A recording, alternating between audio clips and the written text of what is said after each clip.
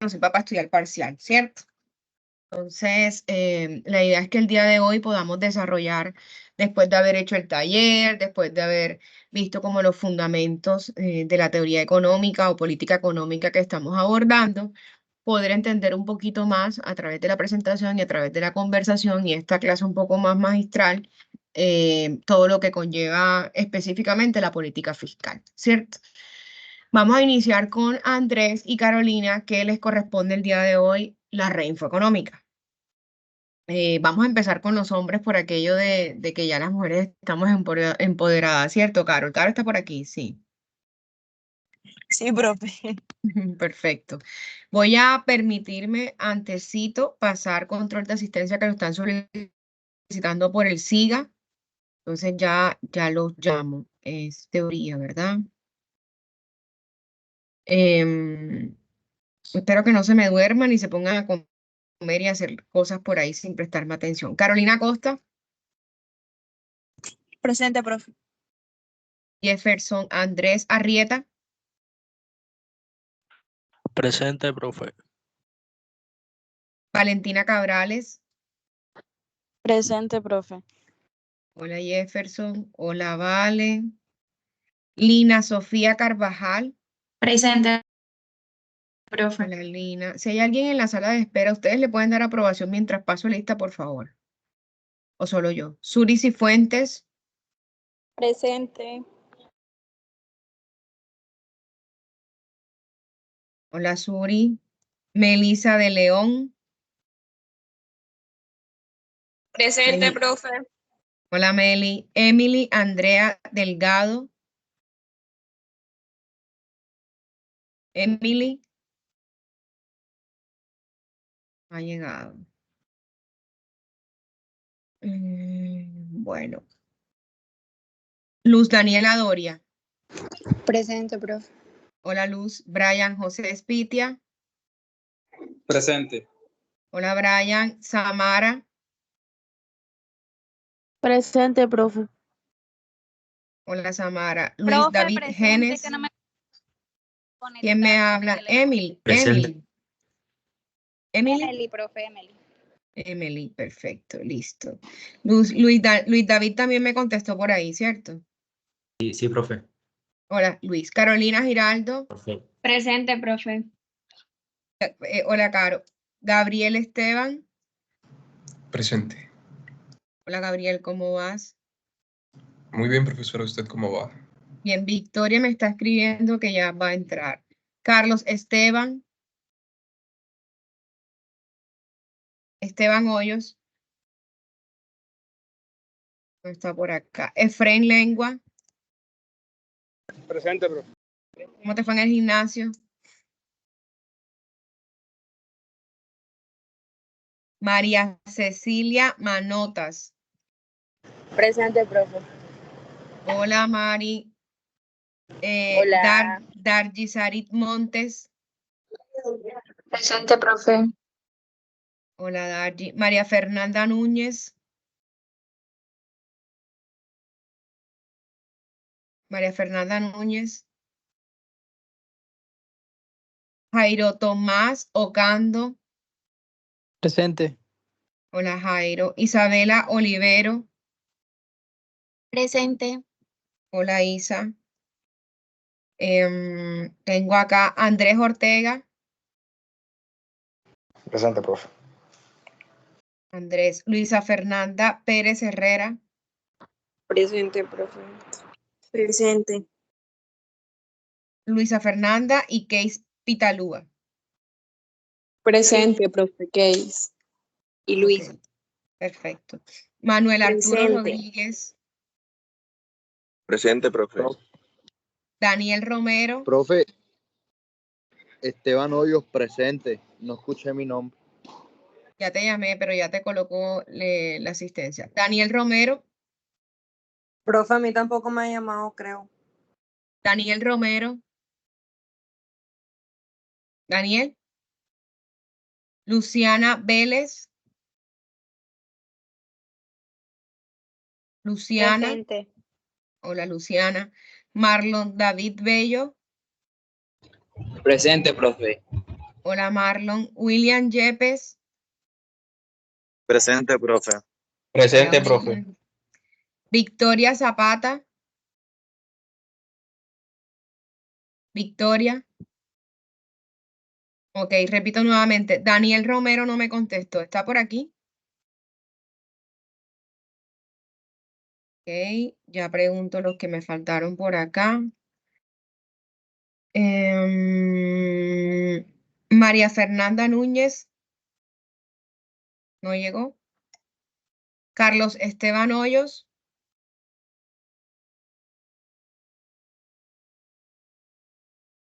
Hola. ¿Me están escuchando?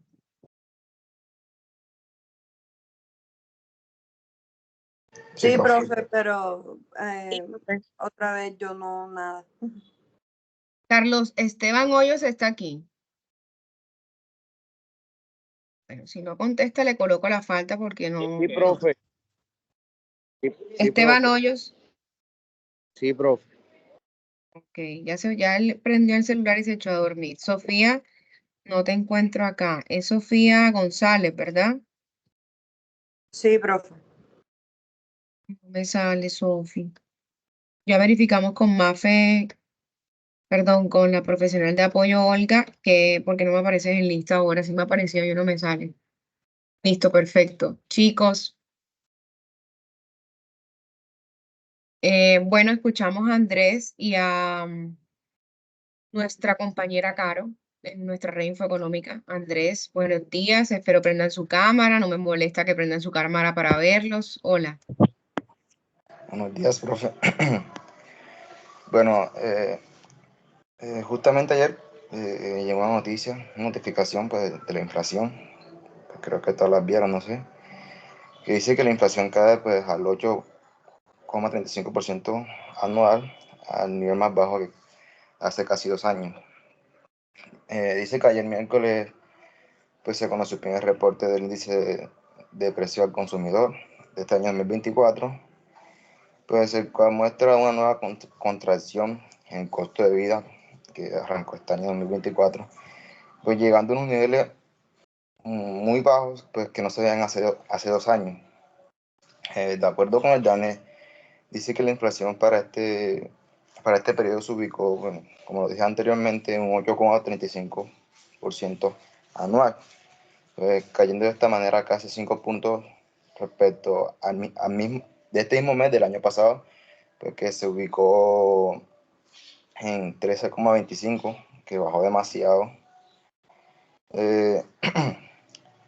Esta noticia pues es como que muy interesante, y también pues como que ayuda demasiado al bolsillo del colombiano, ya que pues, con esto disminuye los precios, pues, los costos de los servicios, de los bienes y pues de todo lo que las personas quieran adquirir en las compras.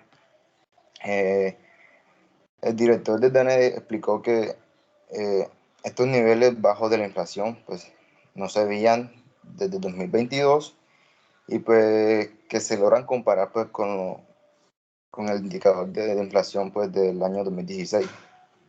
Y pues es una noticia que refresca, por decirlo así, al bolsillo del colombiano, y esperemos que este indicador se mantenga así o que baje, aunque sabemos que son indicadores muy cambiantes, y esperemos que no suba y que siga bajando pues para que ayude a la economía pues colombiana, y también sirve pues para que las empresas pues puedan invertir pues, con esa seguridad de que pueden invertir a largo plazo, de que todo les va a salir bien, porque con una inflación alta pues no cualquiera se atreve a invertir. Y listo, profe, esa sería mi noticia. Así es, gracias Andrés. Sin duda de las noticias más importantes que tenemos desde el día de ayer y hoy es, digamos, el anuncio o la información que se tiene oficial de la inflación para el mes de enero. Andrés, ¿cuántos años llevamos nosotros haciendo reinfo económica y analizando la inflación?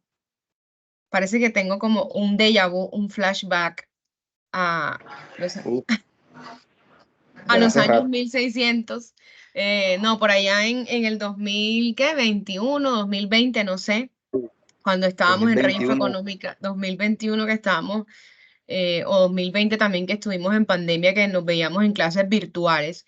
Y el indicador inflación, digamos, la noticia, me la puedes compartir, por favor, Andrés, es de que en el mes de enero se estableció por parte del gobierno ya la cifra oficial de una inflación del 8.9%, ¿verdad? Cifras que hace muchísimos años no lográbamos. Eso tiene unas consideraciones a analizar desde la teoría económica, desde las políticas económicas que está tomando el gobierno, que tienden o quieren hacer que la inflación baje un poco para que ese aumento constante de los precios pueda ser estable, equitativo y pueda generar beneficios para los agentes económicos, para nosotros como personas y familia, ¿verdad?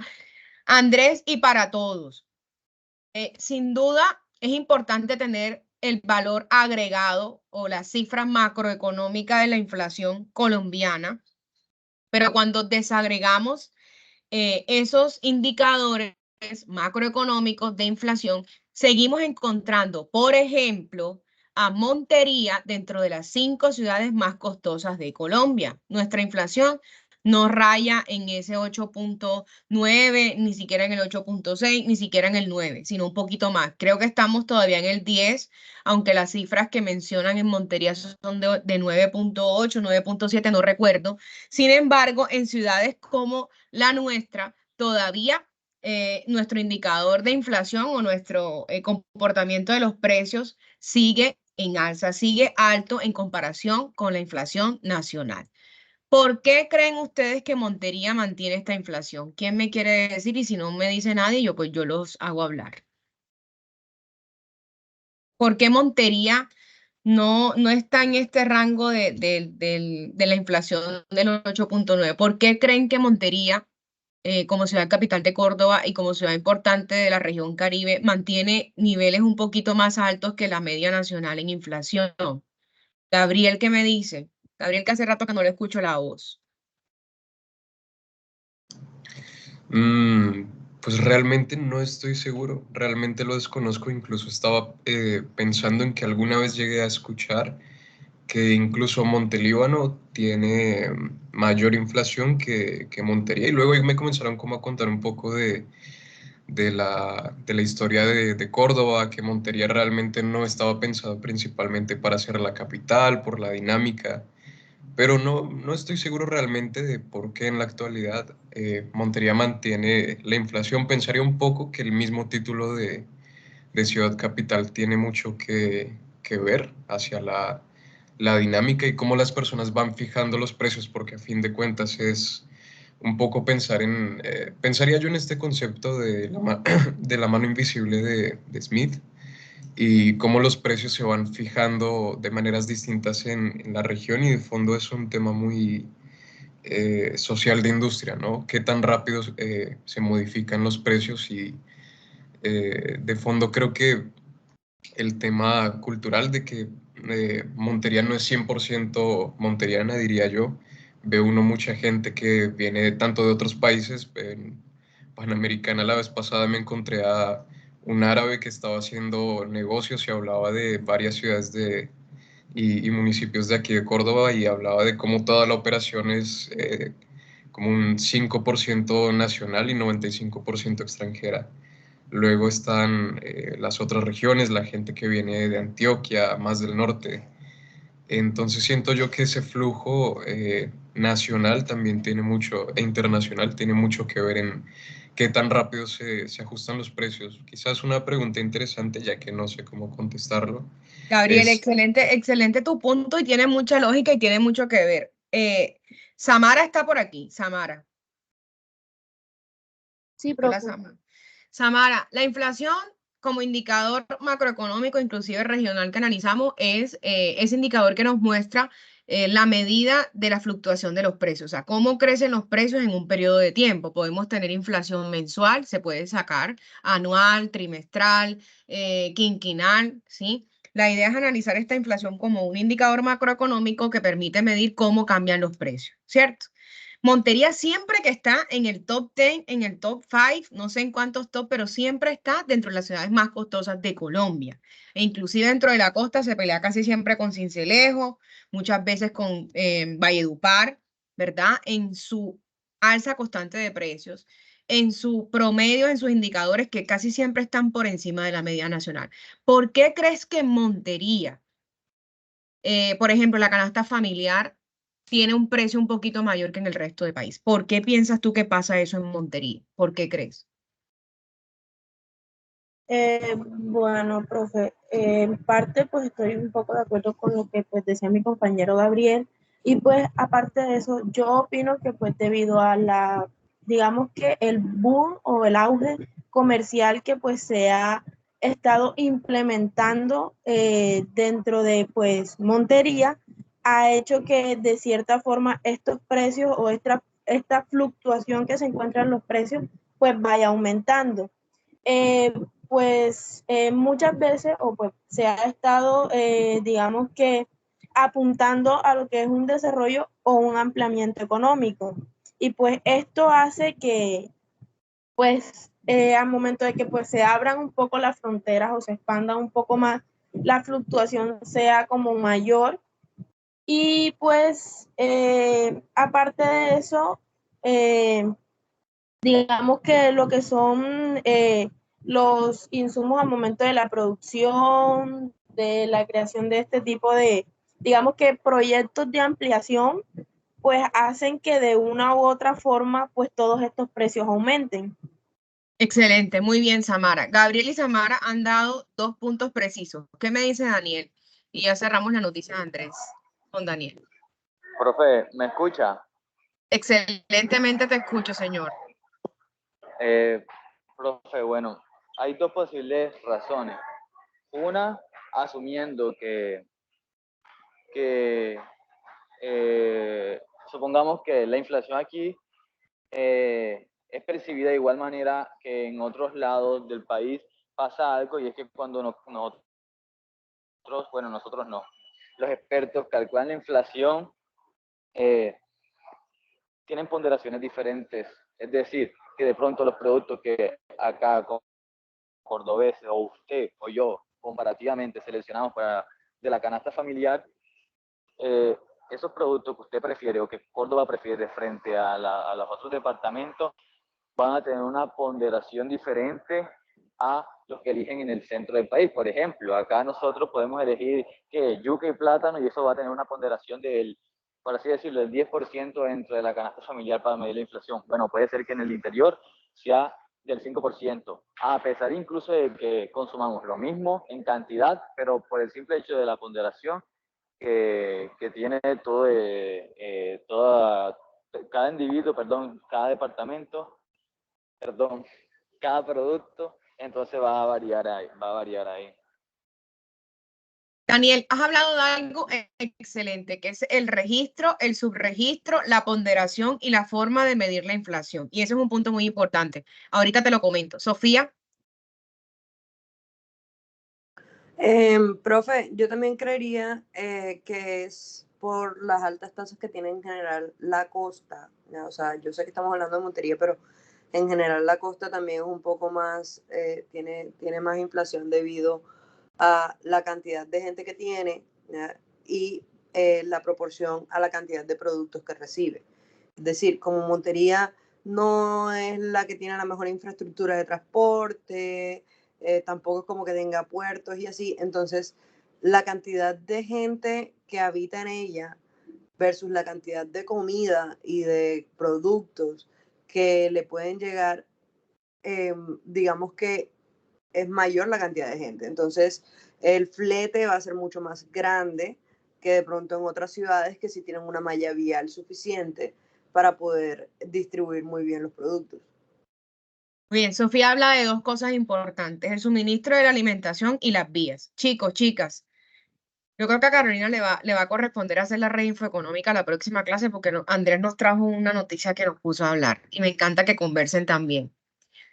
Inflación, alza constante de los precios o medida de cómo cambian los precios en un periodo determinado. ¿Quién establece este indicador? El Estado. Departamento Nacional de Estadística, DANE, nos da unos reportes, ¿cierto? Muchas veces nos da la inflación sectorial, muchas veces nos da la inflación detallada por regiones, ¿cierto?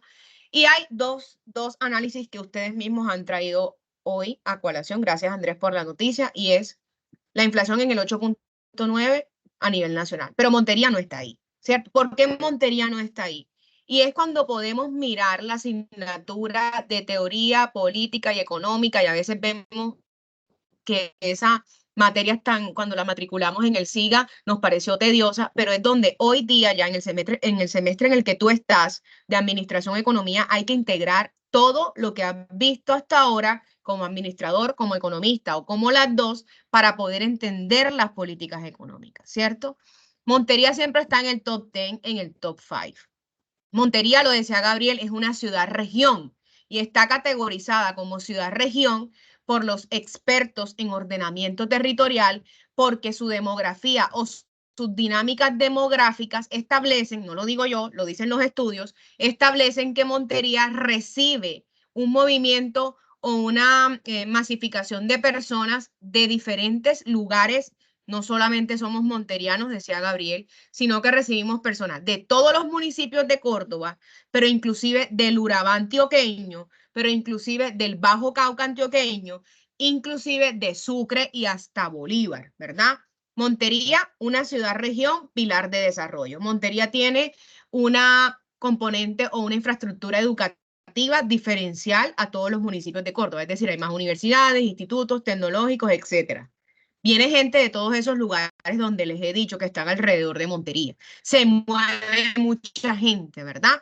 Ahí está esa ciudad-región como diferentes fenómenos. Lo que más jalona la inflación de Montería, y lo estudio desde que estudié en la UPB ahí sentada en esas sillas como lo están ustedes en el 2005 cuando terminé, y es el costo de los servicios públicos.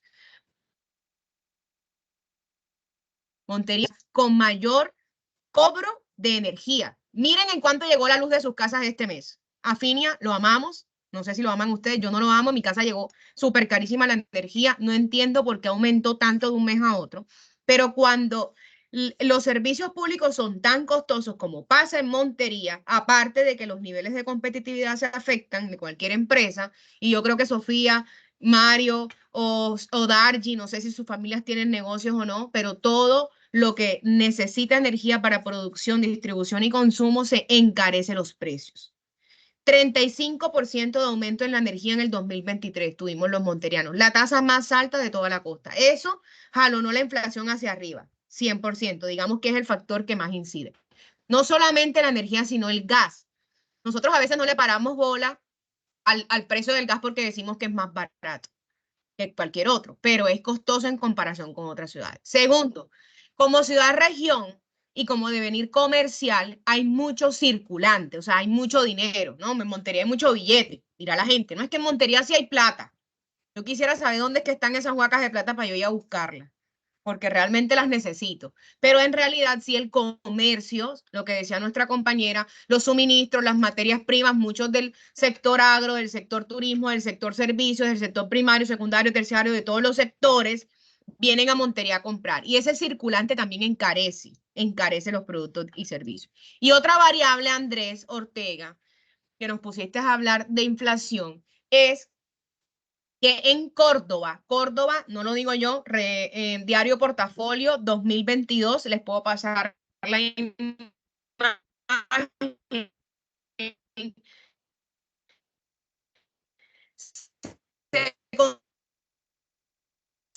El segundo es Boyacá y el tercero es Córdoba.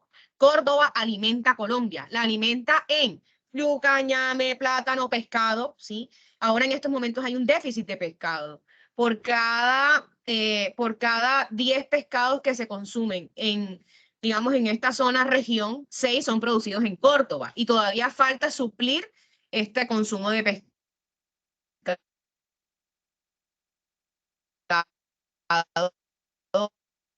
Precios en Córdoba. Nosotros tiramos el agua del lavar los platos en un patio, en la casa de la abuela o en la finca, y si hay semillitas de ají, ahí crece el ají. Y díganme si no es así. Y lo hemos hablado durante muchísimo tiempo. Pero como somos de beneficio a todo el país, 1. Y 2, en 3 años, Córdoba ha pasado a aumentar sus exportaciones de carne en un 130%. Nosotros estamos exportando carne y si aquí falta la carne, se vuelve un poco más costosa. La carne de aquí es divina, deliciosa. Hemos ido a restaurantes donde la carne sinuana es top de lo mejor, pero para el cordobés de a pie y para Montería, el precio de la carne está costosa, porque los ganaderos se están llevando sus reses en canal o en pie o inclusive despostadas. Ya hay algunas empresas que están despostando la res, la empacan al vacío y la exportan, ¿cierto? Entonces miren cómo las acciones de tipo macroeconómico en Colombia, de tipo regional, ¿verdad? Son acciones de intervención, por ejemplo, de la balanza comercial, aumentar las exportaciones, generar ingresos, afectan indicadores como la inflación, no solamente en Montería ni en Córdoba, sino en todo el país. Miren cómo todo se está concatenando y vamos entendiendo que si no es fácil para mí, Carlos Esteban o Daniel o Gabriel, que acaban de participar, Jairo, no sé cómo distribuyes tu presupuesto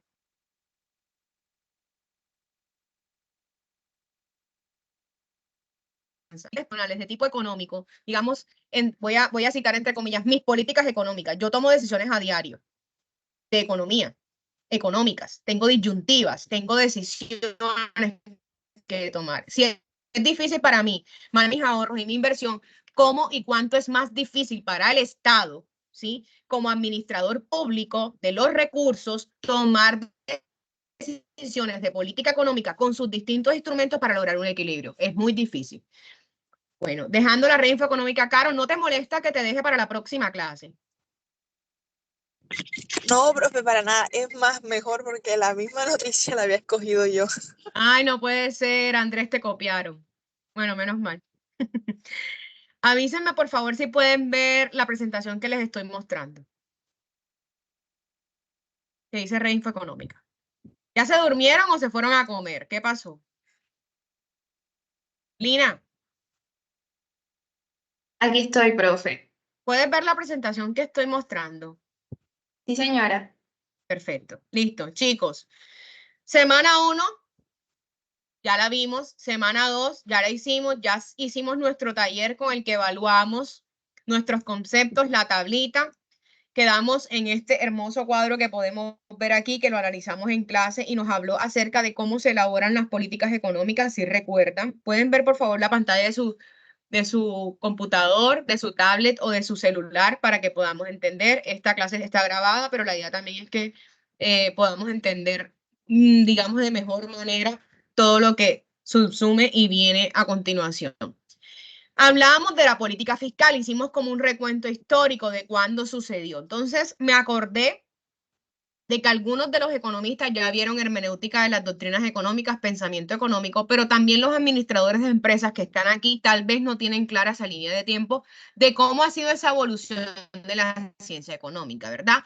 La clase pasada o antepasada hablábamos de la política fiscal como ese conjunto de instrumentos y medidas que toma el Estado para recaudar ingresos. Cuando hablo de política fiscal, pienso en mi mente impuestos, tasas y contribuciones, y con esos impuestos, tasas y contribuciones o lo que pagamos al Estado, el gobierno como administrador público, realiza todas esas funciones que nos ayuden a cumplir objetivos de política económica en general, es decir, que la gente esté bien.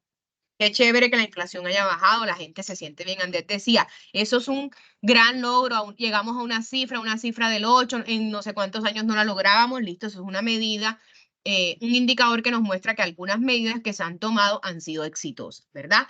¿Dónde surge la muy ilustre, estableció o propuso a través de sus teorías, y en este caso desvirtuó y llevó al traste esa mano invisible que hablaba un compañero ahorita que conversó, la ley de Say, que dice que cada oferta crea su propia demanda, que esa mano invisible regula el mercado, ¿verdad?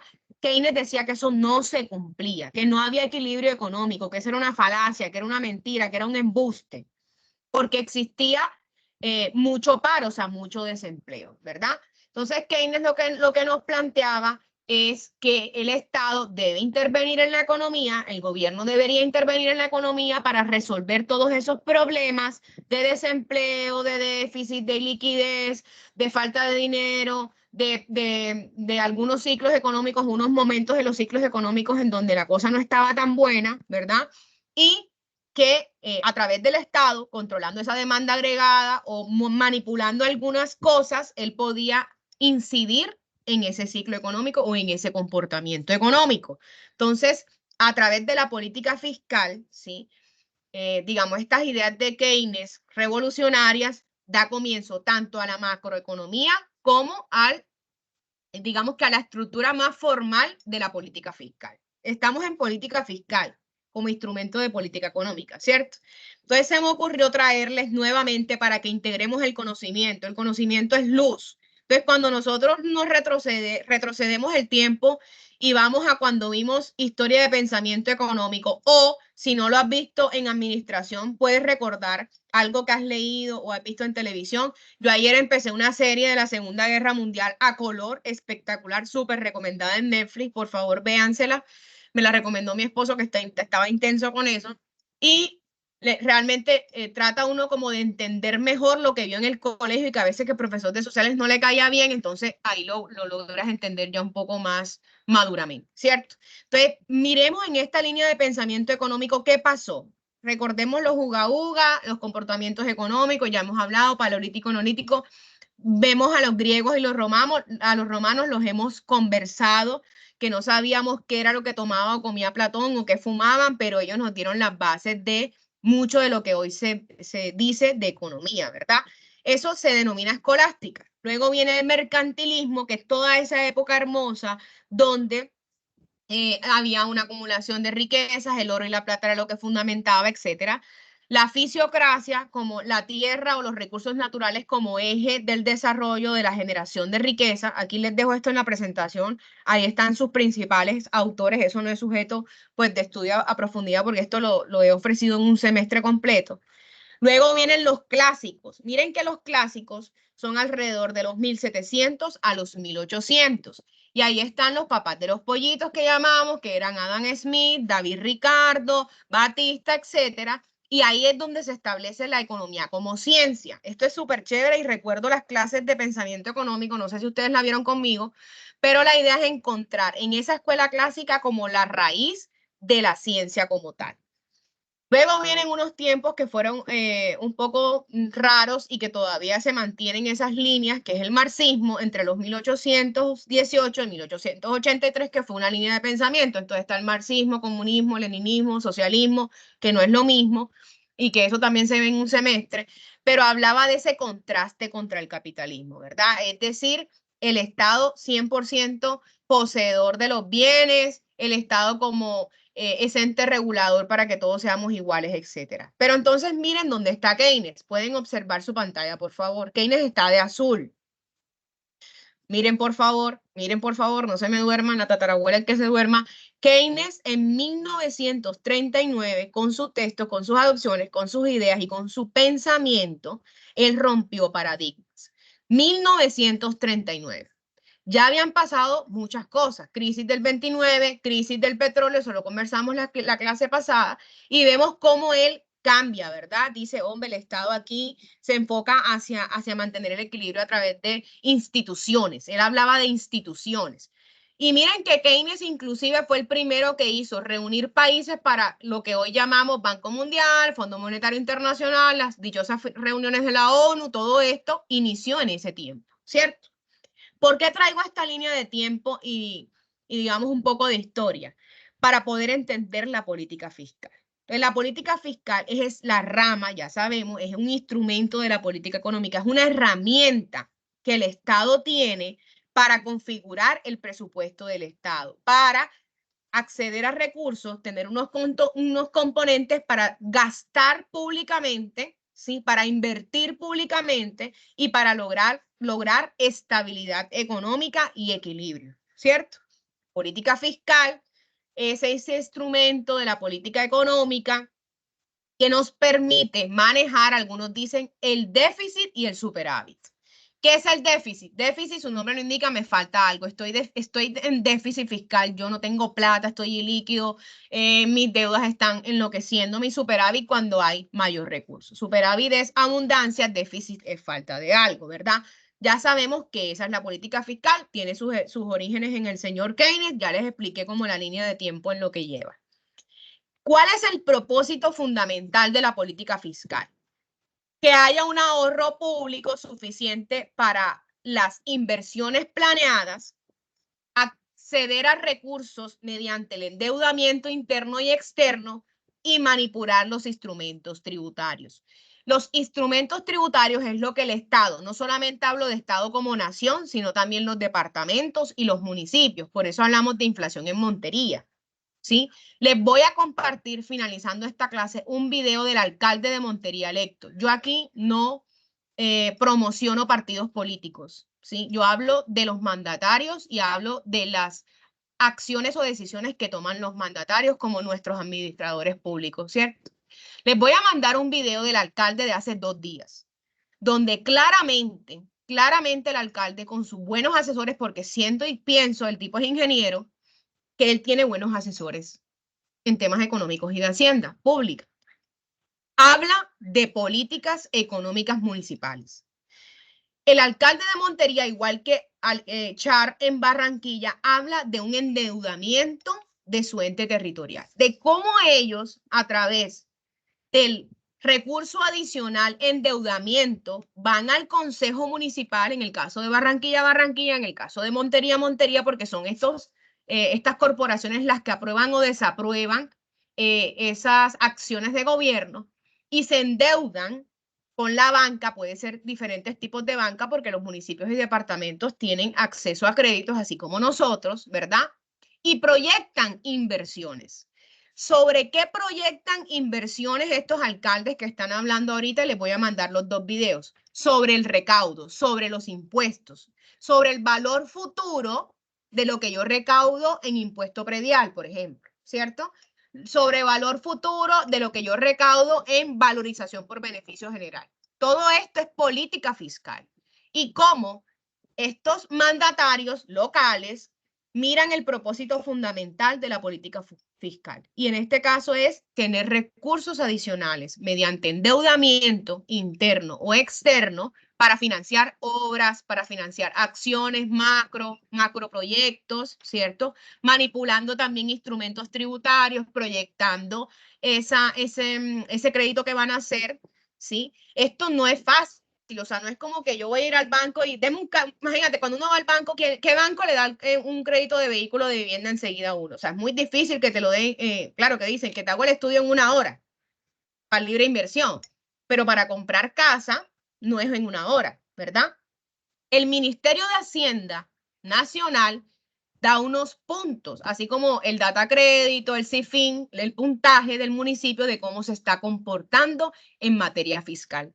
Miren qué bonito. Todas las políticas económicas son medibles. ¿Quién mide los departamentos y municipios? Ministerio de Hacienda. Pero ¿quién mide a Colombia? Tenemos encima Banco Mundial, CEPAL, Fondo Monetario Internacional, agencias multilaterales internacionales que inclusive muchas nos financian. El Banco Mundial, tenemos no sé cuánto es la deuda actual de Colombia frente al Banco Mundial. Pero todo esto son políticas, ¿sí?, económicas para llegar a algunos objetivos. El propósito fundamental de la política fiscal está en estos 3 ítems en amarillo. Por favor, puedes mirar tu pantalla. Ahorro suficiente, si es que te da tu capacidad también como Estado o como departamento o como municipio para las inversiones.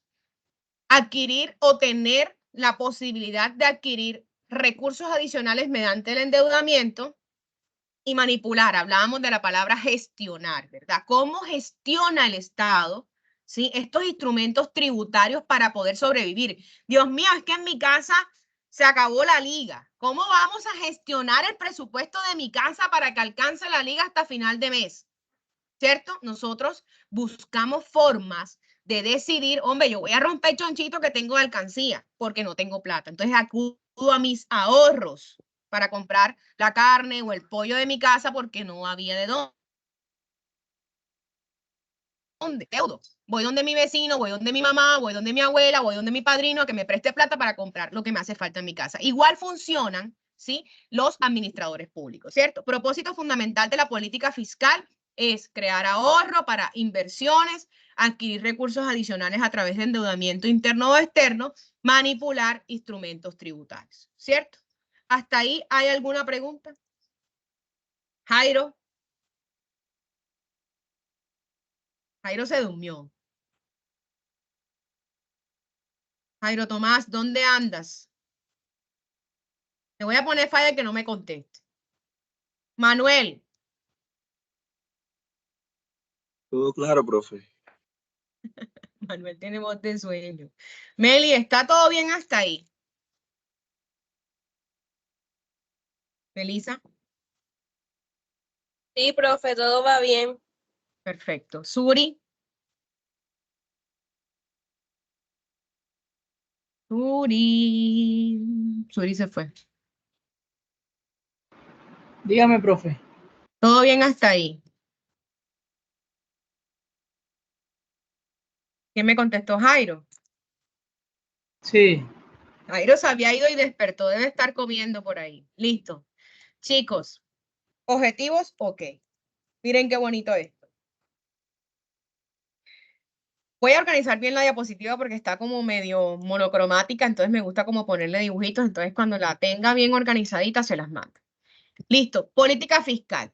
Rama de la política económica que configura el presupuesto del Estado. Este es otro término. Me ayuda a gestionar el presupuesto del Estado.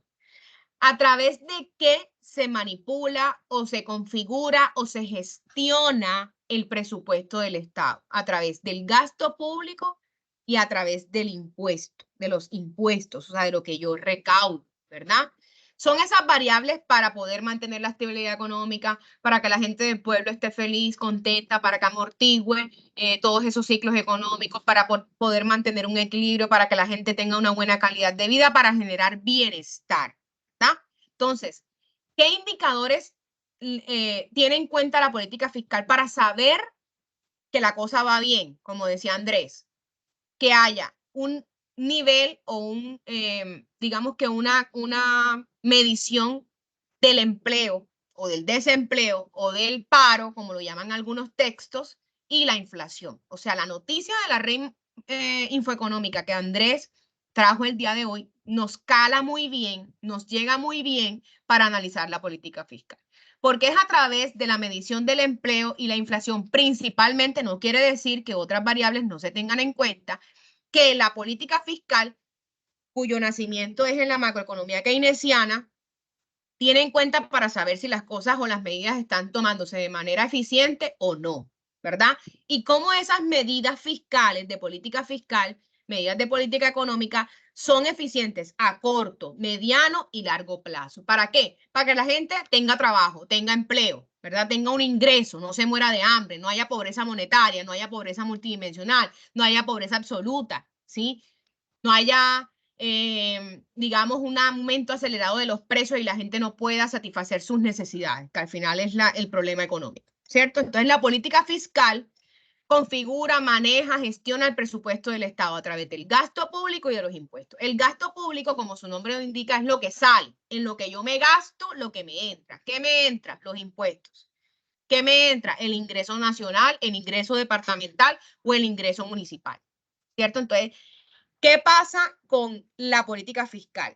En su origen keynesiano, nos habla de un término súper chévere que me gusta mucho, que es el encuadramiento. Para Jairo, el encuadramiento puede ser que se va a cuadrar a una pelada. No, Jairo, no. El encuadramiento no es ese tipo de cuadre, no es un cuadre con una chica, no. El encuadramiento en la actividad económica es esa forma en la que el Estado, ¿sí?, desarrolla tres funciones básicas: asignación de recursos, función redistributiva y estabilizadora. ¿Qué quiere el Estado con su política fiscal? ¿Qué quiere? Asignar eficientemente los recursos.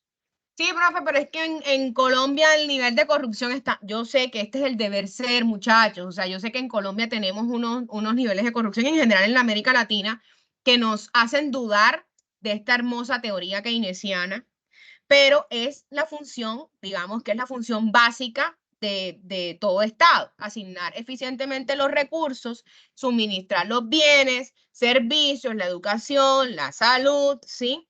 Y digamos que gestionar o mirar de qué manera se solucionan las fallas del mercado, porque el mercado falla. Es muy bonito lo que Milei dijo en el discurso en el Foro Económico. El economista o el administrador de empresas que no estuvo pendiente del Foro Económico Mundial que se llevó a cabo hace 3 semanas, si no estoy mal, está, digamos que fuera de contexto, ¿verdad? Porque ahí, en ese Foro Económico Mundial, se habló de teoría económica, de políticas económicas, de crecimiento y desarrollo, y es muy bonito ver el enfoque de cada país. El mercado es divino, ¿sí? Pero tiene fallas. No todo es perfecto, lo único perfecto es Dios. Entonces, dentro de las funciones básicas del Estado está asignar eficientemente los recursos. Está la función redistributiva, y esto es pregunta de parcial también, así que miren su pantalla. ¿Qué quiere el Estado con esta función? Definir esos criterios para que el sistema de mercado, la sociedad, tenga una distribución de la riqueza, ¿sí? Redistribuir equitativamente, mirar esa distribución de riqueza que, digamos, mirar como las concentraciones, ¿sí? ¿Qué concentración encuentro yo en los sectores económicos, en los mercados? Porque pasa que hay unos que tienen mayor concentración de riqueza o de ingresos que otros, ¿verdad? Esa es la función redistributiva. Y la estabilizadora, que como su nombre lo indica, a través de la política fiscal, se busca tener una estabilidad en nuestro sistema económico. ¿Cuál es nuestro sistema económico? El capitalismo. Y el capitalismo tiene desequilibrios, ¿sí? Y hay que hacer ajustes. Ajustes en demanda agregada, ajustes en política económica. Y hablo mucho del COVID porque durante el COVID tocó que el Estado interviniera. Y no fue un invento de Duque en su momento, ya les dije, sino medidas macroeconómicas sugeridas como el Banco Mundial, el Fondo Monetario Internacional y la CEPAL, y todo el mundo preocupado por el paro del ciclo económico, por la paralización de la producción, y tocó hacer un encuadramiento. ¿Sí? Esa es la palabra, encuadrar, equilibrar, estabilizar, redistribuir y asignar. ¿Cierto? ¿Qué quiero que entendamos en esta línea de tiempo? Y por eso les digo que es importante que no se me duerman primero que todo, que dejen de chatear con la novia y le digan que están con el novio y que están en clase, que veamos, es importante que nosotros podamos ver la línea de tiempo otra vez. Aquí está, por favor, mira tu pantalla y haz un zoom donde dice neoclásicos y keynesianos. ¿Ya lo hiciste, por favor? Aumenta el zoom en el cuadrito moradito y en el azulito. Hazlo, por favor, enfócate. En la línea de tiempo vemos que en la década de, en el año 1870, ¿sí? Y después del marxismo-comunismo, siglo XVIII, llega el siglo XIX, neoclásicos, y luego el señor Keynes, que es el que nos indica en este tema específico que estamos viendo ahora, política fiscal. Nació con Keynes, 1939. Mira ahí, siglo XX, 1939. Escribió un libro, Teoría General de la Ocupación, el Interés y el Dinero, no sé, creo que son 8 o 9 tomos, ¿sí? Nos dio un enfoque diferente, rompió barreras, llegó a contradecir a mucha gente que ya venía como con esa teoría y esos principios y esos preceptos muy arraigados. Y dado a toda esa crisis y todos esos errores del mercado, Keynes, súper revolucionario, 1939. ¿Qué pasa después? Llega el neoliberalismo. Perdone que le hable de historia, pero esto está dentro del contenido y la idea es que lo podamos entender, y por eso cité la clase virtual, para que te quede grabada, porque de aquí va a salir mucho del contenido del parcial. El parcial es vital para que yo poder saber si yo me hice entender o no me hice entender, porque a veces no sé si me están entendiendo o no, sobre todo en la virtualidad, pero igual te la puedes ver después porque la voy a colgar en YouTube. El neoliberalismo surge después de Keynes como una nueva teoría, una nueva tendencia, una nueva forma de ver la economía mundial, ¿verdad? La teoría política, que ya hemos dicho en qué se diferencia política económica de economía política, la teoría política, ¿sí?, y económica empieza a cambiar y nos habla de una forma de liberalismo que apoya la libertad económica y el libre mercado, ¿verdad? El papel del Estado aquí cambia de concepto. Llega Keynes, dice, el Estado puede interferir y es un agente fundamental en la consolidación del equilibrio y en la incidencia en el ciclo económico. Pero los neoliberales dicen y empiezan a promulgar a partir de los años 70, 1970, empiezan a cuestionar el keynesianismo, que era dominante hasta entonces, y con los años el mundo occidental se volvió neoliberal. Y hemos escuchado el neoliberalismo en Colombia, en América Latina, cómo se vio en Europa y todo el movimiento con pilares básicos que llevan hacia la privatización, hacia la desregularización, hacia ese papel del Estado con lo que acabamos de decir, de regulador, distribuidor. No es el Estado quien debe organizar eso, es el mismo mercado, un poco retomando las teorías liberales de los clásicos, ¿verdad? Entonces el neoliberalismo llega con unos enfoques diferentes y establece en las políticas macroeconómicas, los neoliberales 1970, que las políticas fiscales, que es lo que estamos estudiando hoy, deben ser restrictivas. Y aquí es donde voy a explicar las clases de política fiscal. Restrictivas, en este caso, aprobadas, promulgadas y aplaudidas por la corriente del neoliberalismo, ¿verdad? En donde nos dice que el manejo de los impuestos y todo lo que conlleva la gestión presupuestal del gasto público y la inversión debe ser eliminando regímenes especiales, disminuir el gasto público, un poco la austeridad y dejar que los ciclos económicos, la economía, el sector productivo, la privatización sea predominante y que el Estado se convierta simplemente en un árbitro de menor importancia, ¿verdad? Un árbitro de poder corregir algunos errores, pero realmente no debe ser quien dicte los lineamientos y direccione la economía. Eso no lo digo yo, lo dijeron los neoliberales. Sobre esto, entonces, tenemos un cuadrito. ¿Qué decían los neoliberales y qué decían los keynesianos? ¿Cierto? Para la próxima clase vamos a hacer una discusión. Todos deben hablar porque va a ser una nota. Y ya la hemos venido trabajando. Daniel está más que listo. Me dijo que ya podía ser una de sus discípulas en cuanto al papel del Estado en la economía. ¿Qué piensas tú? O sea, ¿qué crees tú a estas alturas del paseo en tu semestre de Administración y Economía? ¿Cuál debe ser el papel del Estado? ¿Estás de acuerdo con Keynes? ¿Eres neokeynesiano? ¿Eres neoliberal? ¿Cómo te defines tú? Y que me argumentes por qué estás de acuerdo con estas teorías, preceptos e ideas. Vamos a dividir el salón en dos. Los que están de acuerdo con el neokeynesianismo, que así lo llamamos ahora, y los neoliberales. Y vamos a armar la discusión en clase.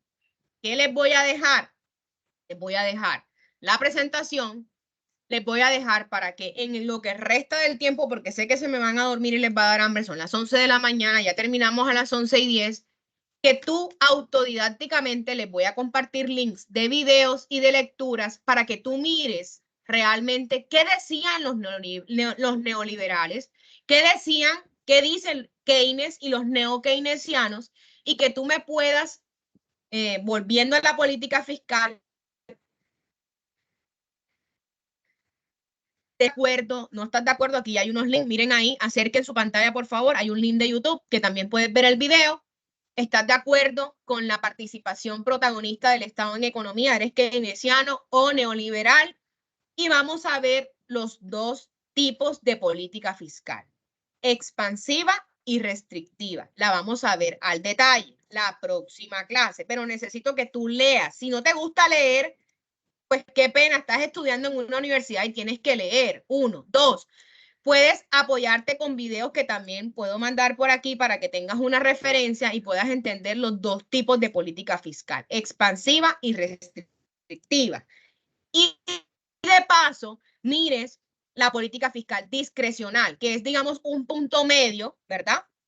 Un punto medio, pues como para no ir a los extremos. Entonces, quiero que mires política fiscal expansiva, política fiscal restrictiva, la política fiscal discrecional o moderada, le llaman algunos textos, para que puedas entender, puedes ver la pantalla, por favor, la próxima clase, cómo se resume en un gráfico, ya en el plano cartesiano, ¿sí?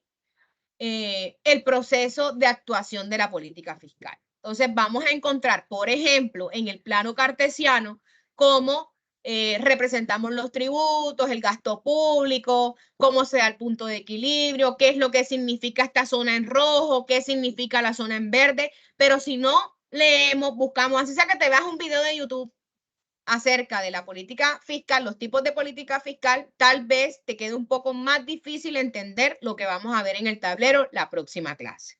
¿Listo? ¿Qué vamos a mirar entonces? Vamos, finalizando toda esta explicación, vamos a mirar críticas a la política fiscal. Y aquí el ChatGPT, la inteligencia artificial, que es inteligente ella por sí misma, pero tú eres más inteligente que ella, te puede dar información. Pero Google Academic también te puede dar. Y tú puedes mirar en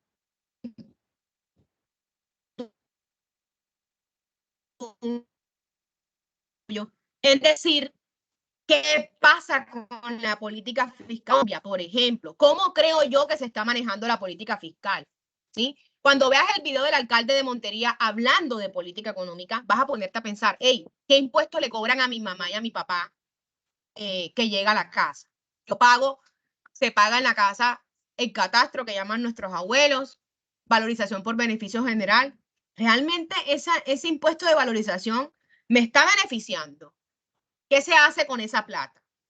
Mi abuelo y mi abuela pagan el catastro todos los años y mi mamá también. Pero ¿a dónde va esa plata? ¿Qué se está haciendo? Se está reflejando en Montería en la inversión. ¿Cómo veo ya Montería? Eso hablando en términos regional, o sea, pequeño, de lo micro de mi ciudad.